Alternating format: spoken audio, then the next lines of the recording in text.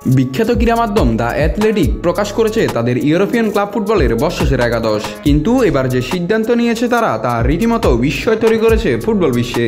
একাদশে নেই Kylian Mbappe ও বিশ্ববালক Lamine Yamal. এই মৌসুমে প্রতিনিয়ত আলো ছড়ানোর সত্ত্বেও একাদশের বাইরে স্পেনের ইয়ামাল। অনেকে তাকে ব্যালন ডি'র ফেভারিট বললেও দ্য অ্যাথলেটিক তেমনটা মনে করেননি। একই পরিণতি এমবাপ্পেরও, যিনি রিয়ালের হয়ে 29 গোল করেও জায়গা পাননি বর্ষসেরা একাদশে। দ্য অ্যাথলেটিকের প্রকাশিত একাদশের আক্রমণ ভাগে আছেন ব্রাজিলিয়ান রাফিনা, যিনি নির্বাচিত হয়েছেন বর্ষসেরা ফুটবলার হিসেবেও। বাম উইংয়ে তার দাপট অনস্বীকার্য। ডান দিকে জায়গা পেয়েছেন মিশরের মোহাম্মদ সালাহ, আর স্ট্রাইকার পজিশনে চমক হিসাবে রাখা হয়েছে পিএসজির ওসমান দেমবেলেকে।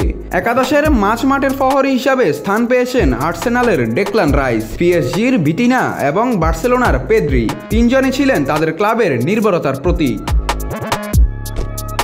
আর রক্ষণভাগে পিএসজির দুই ফুলব্যাক নুনো মেন্দেস ও আশরাফ হাকিমি, সেন্টার ব্যাগে ইন্টার মিলানের বাস্তনি ও লিভারপুলের অভিজ্ঞ ভ্যান ডাইক, আর গোলবারের নিচে রিয়াল মাদ্রিদের থিবো কর্তুয়া। তারকায় ঠাসা হলেও এমবাপ্পে ও ইয়ামালের অনুপস্থিতি নিয়ে চলছে নানান আলোচনা সমালোচনা। ফুটবল শুধুই সংখ্যা আর পরিসংখ্যান নয়, এটা আবেগ, দৃষ্টিভঙ্গি আর বিতর্কের খেলা।